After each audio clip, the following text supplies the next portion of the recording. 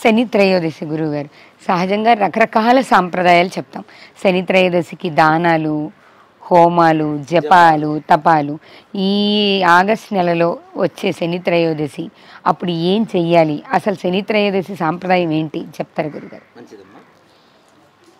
అసలు మాఘ బహుళ శనివారం త్రయోదశి రోజున శనీశ్వరుడు పుట్టాడు అని చెప్పి అసలు శాస్త్రం చెప్తాం.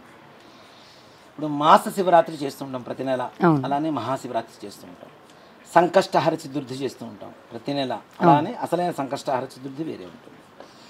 అలాగే శనివారం త్రయోదశి అంటే శనీశ్వరుడు పుట్టినటువంటి వారం, తిథి రెండు కలిసి వచ్చినాయి కాబట్టి శనీశ్వరుడి ప్రీతికరంగా చేస్తూ ఉంటారు శని త్రయోదశి.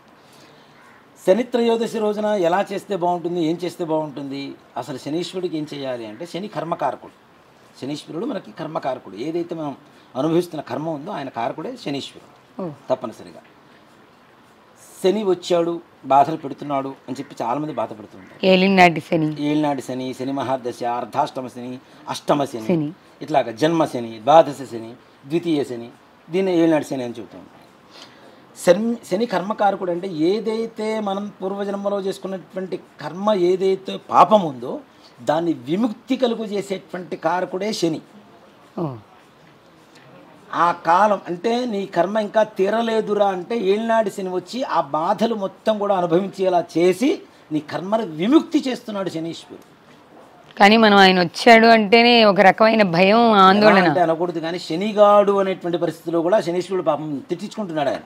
అంటే ఎవరైనా మనకి నచ్చని వ్యక్తికి కూడా ఇదే పేరు పెట్టాడురా, వాడికి శనిగాడు పెట్టాడు అంటే. శనిగాడు అంటే శని ఈశ్వరుడు. ఈశ్వర శబ్దం కలిగినటువంటి దేవతలు చాలా అరుదుగా ఉంటారు.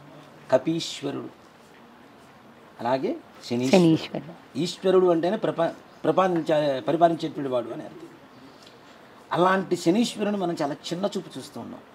శనీశ్వరుడు ఉండవలసినటువంటి స్థానాల్లో ఉంటే ఆయన ఇచ్చేంత ఉన్నతమైనటువంటి యోగం ఏ గ్రహాలు కూడా ఇవ్వలేదు. అలాంటి ఉన్నతమైనటువంటి గ్రహమే కర్మకారకుడు కాబట్టి శనీశ్వరుడే చాలా ప్రధానమైనటువంటిది. శనివారం ఆయన అధిపతి కాబట్టి, అందులోనూ ఈ ఆగస్టు 31వ తారీఖు శనివారం త్రయోదశి కలిసి వస్తుంది.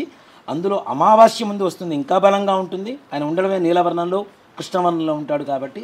అలాగే ఆయన అంటే నక్షత్రాలకి అధిపతి అయినటువంటి పుష్యమి నక్షత్రం కూడా కలిసి రావడం అనేది చాలా విశేషం. పుష్యమి, అనురాధ, ఉత్తరాభాద్ర నక్షత్రాలకి శనీశ్వరుడు అధిపతి. ఈ 3 నక్షత్రాలకి శనీశ్వరుడు అధిపతి. పుష్యమి నక్షత్రం 31వ తారీఖు వస్తుంది. అంటే ఆయన కారకుడ అధిపతి అయినటువంటి జన్మ నక్షత్రం ఏదైతే ఉందో ఆ నక్షత్రము, శనివారము, త్రయోదశి 3 కలిసి రావడం అనేది చాలా విశేషమైనటువంటి రోజు. ఓ మాట చెప్పాలంటే ఈ మధ్యకాలంలో అరుదుగా అవే వస్తూ ఉన్నాయి. ఈ అంటే విశేషమైనటువంటి కలయిక, అరుదైనటువంటి కలయిక. మొన్న మనకి ఆషాఢ బహుళ అమావాస్య ఆదివారం వచ్చింది, అమావాస్య వచ్చింది. అందులో నక్షత్రం కూడా మంచి నక్షత్రం కలిసి వచ్చింది. సిద్ధయోగం జరిగింది. ఈ పుష్యమైన నక్షత్రం కలిసి వచ్చింది అమావాస్య రోజున. పుష్యార్క యోగం అయింది ఆ రోజు, ఆమార్క యోగం అయింది, సిద్ధయోగం కలిసి వచ్చింది. అలాగే ఇప్పుడు మనకు వస్తున్నటువంటి శని త్రయోదశి అలానే ఉంది. శ్రావణ పౌర్ణమి సోమవారం కలిసి రావడం అలానే ఉంది. రేపు వచ్చేటువంటి అమావాస్య 2వ తారీఖు ఏదైతే ఉందో అది కూడా సోమావతి అమావాస్య అవుతుంది. సోమవారం అమావాస్య కలిసి వస్తుంది. అంటే ఈ మధ్యకాలంలో వచ్చినటువంటి కలయికలన్నీ కూడా అరుదైనటువంటి కలయికలే. తిథివార నక్షత్రాలు ఏవైతే ఉన్నాయో తక్కువ సందర్భాలు వచ్చేటువంటి కలయిక ఏదైతే ఉందో అలాంటి అరుదైన కలయిక అంటే వస్తూ ఉన్నాయి, కానీ అరుదుగా వస్తూ ఉన్నాయి. వాటిల్లో పుష్యమి నక్షత్రం కలిసి రావడం శని త్రయోదశి రోజున చాలా విశేషమైనటువంటి రోజు. శనివారం రోజున శనీశ్వరుడికి శని త్రయోదశి రోజున ఏం చేస్తే ఫలితం వస్తుంది అంటే, ముఖ్యంగా శనీశ్వరుడు శనివారం రోజున తెల్లవారుజామున 4 గంటల నుంచి 5:30 గంటల లోపల శని ఉద్భవ కాలం అంట. శనీశ్వరుడు పుట్టేటువంటి సమయం, ఆయన పుట్టిన సమయం కూడా అదే శనోద్భవ కాలం అంటారు దాన్ని. ఆ కాలంలో చేస్తే ఏ పనైనా 100% సక్సెస్ అవుతుంది, సత్ఫలితాన్ని ఇస్తుంది. ఇప్పుడు చాలామంది శనివారం ఇల్లు శనివారం పెళ్లి చేసుకోమంటారు. కానీ శనివారం తెల్లవారుజామున వాళ్ళ నక్షత్రానికి తారాబలం కుదిరి ఇల్లు మారితే మరలా ఇల్లు మారాల్సిన అవసరం ఉండదు. ఆ ఇంట్లో అపురూపమైనటువంటి విశేషమైనటువంటి ధనయోగం కలుగుతుంది. అది సాక్షాత్ నేనే దానికి సాక్ష్యం కూడా. మా గురువుగారు మీరు చేస్తూనే ఉంటారు, పొంగూరు లక్ష్మీనారాయణ గారు. మా గురువుగారు 93లో నేను ఒక దేవాలయంలో అర్చకుడిగా నియమించే సమయంలో మా గురువుగారు అదే సమయంలో నియమించారు.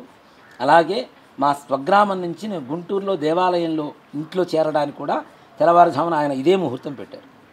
తెల్లవారుజామున 4ంటికి మీరు పాలు పొంగించండి, చాలా బాగుంటుందని. నిజంగా ఆ తర్వాత నేను చాలామందికి సూచించాను ఈ విషయాన్ని. వాళ్ళందరి జీవితాలు కూడా మారిపోయాయి. ఆ రోజు నుంచి నా ఉన్నత స్థాయి మొదలైంది. మా గురుగారు పెట్టిన ముహూర్తం దగ్గర నుంచి నా ఉన్నత స్థాయి మొదలైంది. అలాంటి రోజున ఆ సమయంలో శని ఉషస్సు సమయం అంటాం కదా, ఆ ఉషస్సు సమయంలో చేసే పనులు ఏ పనులైనా తప్పనిసరిగా శనీశ్వరుడు అనుగ్రహం కలుగుతుంది. అలాగే శనివారం రోజున ఉదయం 6 గంటల నుంచి 7 గంటల వరకు శని హోరాకాలం అంట. హోరాకాలం ఉదయం 6 గంటల నుంచి 7 గంటల వరకు ఉంటుంది. అంటే శనీశ్వరుడు దృష్టి మన మీద కలిగేటువంటి సమయం కూడా. ఇప్పుడు మనం భగవంతుడు పూజ చేస్తున్నాడే భగవంతుడి అనుగ్రహం కోసం, ఆయన దృష్టి కోసమే కదా. చాలామంది శని దృష్టి పడితే పాడైపోతాం కదా, ఆ సమయంలో ఎందుకు చేయాలంటారు. శని దృష్టి కలగడం వేరు, శనీశ్వరుడు అనుగ్రహం కలగడం వేరు. రెండింటికి తేడా ఉంది. శని దృష్టి వేరు, శనీశ్వరుడు అనుగ్రహం వేరు. దృష్టి సుదృష్టి రెండు వేరు వేరు వేరు. మంచి దృష్టి కలగడం వేరు, ఆయన అనుగ్రహం వేరు. దృష్టి కలిగి నాశనం అవటం వేరు. నాశనం కూడా అది కూడా నీ కర్మను బట్టే, అంతేగాని ఆయన నాశనం చేయాలని నీ దగ్గరికి రాడు. మన కర్మ ఫలితాన్ని కర్మను విముక్తి చేయడం కోసమే నీ దగ్గరికి వస్తున్నాడు. శని మహర్దశ 19 సంవత్సరాలు ఉంటుంది. 19 సంవత్సరాలు మరి పాడైపోతాడా మనిషి? కాడు. ఎప్పుడైతే శనీశ్వరుడికి ఉండేటువంటి లక్షణం కూడా చూడండి, శని మహర్దశ ప్రారంభమైన వెంటనే ఏదైనా చెడు జరిగిందంటే వెళ్ళేటప్పుడు అమితమైనటువంటి ఆనంద యోగాన్ని ఇస్తున్నాడు అని అర్థం. శని మహర్దశ కూడా అంతే.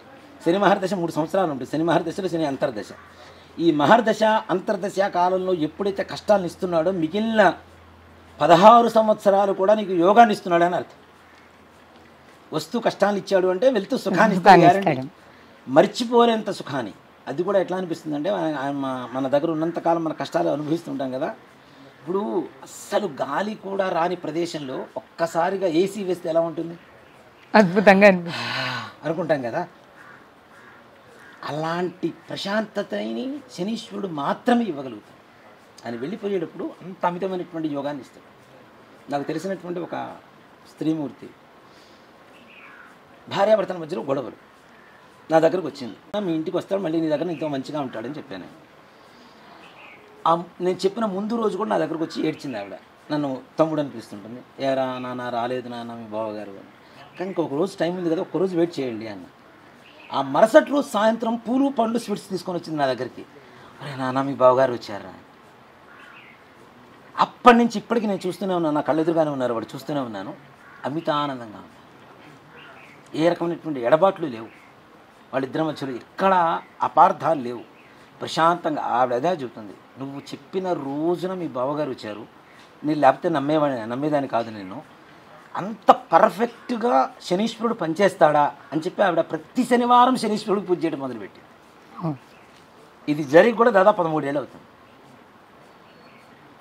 అంటే శనీశ్వరుడి అనుగ్రహం అనేది అంత విశేషంగా ఉంటుంది. ఇప్పుడు ఆయన అనుగ్రహం లేకపోతే ఇనప సామాన్లు అమ్ముకునేవాళ్ళు, మన ఈ ఐరన్ షాప్స్ ఉంటాయి చూడండి, మరి వాళ్ళకి అనుగ్రహం మరి కోట్లలో లాభాలు వస్తున్నాయి, ఆయన అనుగ్రహమే కదా. మరి అలా ఉక్కు కర్మాగారం ఉంది. ఉక్కు కర్మాగారం మరి ప్రపంచంలోనే విశాఖపట్నం ఉక్కు కర్మాగారం పేరు పొందింది అంటే శనీశ్వరుడు అనుగ్రహం ఉండబట్టే కదా. మరి దాని గురించి ప్రభుత్వాలు పోట్లాడుకుంటున్నాయి అంటే ఆ స్థాయిలో ఉందంటే మరి సామాన్యమైనటువంటి విషయం కాదు కదా. కొన్ని లక్షల మంది బ్రతుకుతున్నారు కదా, మరి శనీశ్వరుడు అనుగ్రహమే కదా. ఆయన అనుగ్రహం కలిగితే మనకు కలగందంటూ ఏమీ ఉండదు. కాబట్టి ఈ శని హోరా సమయంలో జపాలు, హోమాలు, తపస్సులు ఇవన్నీ తీసి పక్కన పెడితే శ్రద్ధగా అంతఃకరణ శుద్ధితో భక్తుడి మనోభావం ఏదైతే ఉంటుందో భగవంతుడి మీద విశ్వాసంతో భక్తితో చక్కగా శనీశ్వరుడి ఆలయానికి వెళ్ళండి. నవగ్రహాలు ఎక్కడ ఉంటే అక్కడ ఆలయానికి వెళ్ళండి, బయట కాళ్ళు కడుక్కోండి, శనీశ్వరుడి మీద కొద్దిగా నీళ్లు పోయండి, మరలా నువ్వుల నూనె పోయండి, మరలా నీళ్లు పోయండి, చక్కగా శుభ్రంగా బొట్టు పెట్టండి. చిన్న వస్త్రం ఏదైనా సరే ముందు రోజు మన ఇంట్లో తెచ్చి పెట్టుకుంటే ఇంకా మంచిది. కర్మ కారకుడు అని చెప్తున్నా. మన ఇంట్లో ఉన్నటువంటి కర్మ, మన మనసులో ఉండేటువంటి కర్మ మొత్తం ఆ వస్తువుల్లోకి వెళ్ళిపోతూ ఉంది. కాబట్టి అది తీసుకుని వెళ్ళి ఆయనకు సమర్పిస్తున్నంటే మన కర్మ విముక్తి జరుగుతుందని కదా. కానీ గురుగారు చాలామంది ఈ శనీశ్వరుడికి పెట్టే పదార్థాలు కానీ మీరు చెప్పిన వస్తువులు కానీ ముందు ఇంటికి తెచ్చుకోవడానికో ఇంట్లో పెట్టుకోవడానికి కూడా భయపడుతుంటారు కదా. చాలా పొరపాటు అమ్మ, చాలా పొరపాటు నిజంగా. మన ఇంట్లో ఉండేటువంటి కర్మ మనతో పాటు రావాలి కదా. ఇప్పుడు నేను స్ప్రే చేసుకుంటా, ఏదన్నా షర్ట్ వేసుకుంటా, వాసన వస్తుందా రాదా? వస్తుంది కదా. మరి మన కర్మ మన ఆ వస్తువులో చేరితేనే కదా భగవంతుడి పాదాల దగ్గర చేరుస్తుంది. మనం కాబట్టి అలాంటి అపోహలేం పెట్టుకోనక్కర అది అపోహ, అసలు పెద్ద అపోహ. అలాంటి తప్పు కూడా ఇలానే చేయాలని చెప్తాను తప్పనిసరిగా. ముందు రోజు ఇంట్లో తెచ్చి పెట్టుకొని చక్కగా నీళ్లు పోసి గంధం పెట్టి బొట్టు పెట్టి ఆయన ముట్టుకోకూడదు, ఇట్లాంటి పిచ్చి మాటలు కాదు. శనీశ్వరుడు అంటే ఈశ్వరుడే, సాక్షాత్ పరమేశ్వరుడే. కాబట్టి చక్కగా శనీశ్వరుడికి అధిష్టాన దేవత కూడా ఈశ్వరుడే. కాబట్టి బొట్టు పెట్టి చక్కగా నల్లంటి వస్త్రం కప్పండి. తీసుకెళ్ళిన నువ్వులు ఆ స్వామివారి పాదాల దగ్గర వెండి. ఆయన ముఖం మీదనో శరీరం విగ్రహాల మీద కాదు, ఆయన పాదాల దగ్గర వేయండి. చిన్న బెల్లం ముక్క నివేదన పెట్టండి. అవకాశం ఉంది బెల్లం నువ్వులు మెత్తగా దంచేసి తీసుకుని వెళ్ళి నివేదన పెట్టండి. హారతి, అగరబత్తీలు, దీపం చక్కగా నైవేద్యం పెట్టేసిన తర్వాత హారతి ఇచ్చేసి ప్రదక్షిణాలు చేయండి. నవగ్రహాలకు 27 ప్రదక్షిణాలు లేదు 9 ప్రదక్షిణాలు చేసి మరలా కాళ్ళు కడుక్కుంటే మాత్రం చేసిన పుణ్యం మొత్తం నాశనమే. నవగ్రహాలకు ప్రదక్షిణం చేసి కాళ్ళు కడుక్కున్నంత పాపం ఇంకోట్లేదు. కానీ నవగ్రహాలకు ప్రదక్షిణ చేసిన తర్వాత కాళ్ళు కడుక్కోకపోతే పాపం అంటారు. చాలా మంది అనుకుంటారు యాని కానిచ పాపాలు జన్మాంతర కృతానిచ, జన్మ జన్మల నుంచి చేసినటువంటి కృత పాపాలు ఏవైతే ఉన్నాయో అవన్నీ కూడా ప్రదక్షిణం ద్వారా వినాశనం అవుతున్నాయని చెప్పిన తర్వాత పుణ్యం వస్తుంది కదా, వచ్చిన పుణ్యాన్ని కడుక్కుంటే ఉంటుంది ఇంకా. అవునా? నవగ్రహాలు ప్రదక్షిణ చేస్తే కాళ్ళు కడుక్కోకూడదు. చాలామంది అంటుంటారు నల్ల నువ్వులు నూనె అవన్నీ అంటుకున్నాయని. అక్కడ ప్రదక్షిణం చేసిన తర్వాత ప్రధాన ఆలయం ఏదైతే ఉంటుందో అక్కడ ప్రదక్షిణం చేయి. నీ కాళ్ళ కంటుకున్న నువ్వులు నూనె అక్కడే పోతాయి. దేవుడికి పూజ చేసి కాళ్ళు కడుక్కుంటామా మనం? తప్పు కదా. ఇప్పుడు ఏదైనా దేవాలయాలకు వెళ్తే డైరెక్ట్ ఇంటికి రమ్మని చెబుతున్నాం, దీనికి అక్కడ పుణ్యాన్ని మన ఇంటి వరకు తెచ్చుకుంటున్నాం. మరి అలాంటిది ఇక్కడే నువ్వు కాళ్ళు కడుక్కొని పోతే ఇంకేం వస్తుంది నీకు? కాబట్టి చక్కగా కాళ్ళు కడుక్కోకుండా అక్కడ ప్రధాన ఆలయానికి ప్రదక్షిణాలు చేసుకొని ఇంటికి వెళ్తాం. ఇంకా అవకాశం ఉంది. నల్ల నువ్వులు, కొద్దిగా క్రిస్టల్ సాల్ట్, మన గళ్ళ ఉప్పు అంటాం కదా, గళ్ళ ఉప్పు, అలాగే పత్తి, దూది గింజలు తీయకుండా ఉండేటువంటి పత్తి, కార్పాసం అంటాం దాన్ని. అయఖండ కార్పాస లవణ సహిత తిల సహిత తొండుల దానం. బియ్యం, నల్ల నువ్వులు, పత్తి, ఉప్పు, అలాగే ఇనప శీల కావచ్చు, అట్లకాడ కావచ్చు, ఏదైనా కావచ్చు. ఇంకా విశేషంగా ఈ దానం ఇచ్చినటువంటి ఫలితం రావాలి అంటే శీల తెచ్చుకొని ముందు రోజు మీ ఇంట్లో గోడ కొట్టు, మరుసటి రోజు పీక్కొచ్చి ఆ దానంలో పెట్టి నీ ఇంట్లో ఉండేటువంటి దోషాలు మొత్తం దాంట్లో వెళ్ళిపోతాయి. అంతే కదా. ఆ కర్మ పోవాలి అంటే తప్పనిసరిగా ఇంట్లో ఉండాలి. కాబట్టి ముందు రోజు తెచ్చుకోవడం మంచిది. ఇంట్లో గోడ కొట్టేసి ఆ ఇనుపశీల తీసుకొచ్చి ఇవన్నీ కూడా బ్రాహ్మణికి దానం చేయాలి. దానం చేయాలి కదా అని కేజీలు పోయక్కర్లా. దానం 100 గ్రాములు నువ్వులు చాలు. ఎన్ని నువ్వులు అయితే ఇస్తున్నామో అంత దక్షిణ కూడా ఎక్కువ ఇవ్వాలి వాళ్ళకి. మరి నువ్వులు మన పాపాన్ని ఎదురువాడు తీసుకుంటున్నారు కదా. మరి బ్రాహ్మణ ఊరికినే తీసుకోవాలంటే నీ పాపాన్ని తీసుకొని వెళ్ళిపోవాలి అంటే, వాడి పాపాన్ని వాడు పోవాలంటే ఇట్లా కష్టం కదా. నువ్వు నీ దగ్గర దానం తీసుకున్నందుకు సంధ్యావందనం చేసుకోవాలి, సహస్ర గాయత్రి చేసుకోవాలి, దేవతార్చన చేసుకోవాలి, ఇవన్నీ చేసుకోవాలి అంటే మరి ఊరికినే ఎందుకు తీసుకుంటాడు? కాబట్టి దానికి తగిన దక్షిణ. కాబట్టి కొద్దిగా నువ్వులు ఇవ్వండి, కొద్దిగా 100 గ్రాముల నువ్వులు ఇవన్నీ కూడా దానం చేస్తే కాళ్ళు కడుక్కోవచ్చు. ఆ దోషం వాళ్ళకి ఇచ్చేస్తున్నాం కాబట్టి అప్పుడు కాళ్ళు కడుక్కోవడంలో తప్పులేదు. అలాగే జపం, శనీశ్వర జపం చేసుకోవచ్చు. నీలాంజన సమాభాసం రవిపుత్రం యమాగ్రం ఛాయామార్తాండ సంభూతం తన్నమామి శనీశ్వరం. ఈ శ్లోకాన్ని చక్కగా జపం చేసుకో. లేదు ఇంకా డబ్బులు ఉన్నాయి, ఇంకా దోషాలు ఏమైనా పోవాలి, బ్రాహ్మణ్ణి పెట్టుకొని జపం చేయించు. జపం చేస్తే హోమం చేయించి దానం ఇవ్వండి. బ్రాహ్మణ్ణి పిలిస్తే ఖచ్చితంగా జపం హోమం 2 చేయించు. జపం, తర్పణం, హోమం, దానం 4 విధాలుగా మనకు వచ్చేటువంటి పుణ్యం వస్తుంది. కాబట్టి ఆ దోష నివారణ కలుగుతుంది. కాబట్టి ఇలా చేయడం అనేది విశేషం. ఇది శని త్రయోదశి రోజు ఆచరించాల్సిన పద్ధతి. అంటే శని బాధలు ఉన్న వాళ్ళు ఇప్పుడు మీరు ముందుగా చెప్పాలి అంటే ఇందాక కొన్ని నక్షత్రాలు చెప్పాను నేను. పుష్యమి, అనురాధ, ఉత్తరాభాద్ర ఈ నక్షత్రాలు వాడు చేసుకోవచ్చు.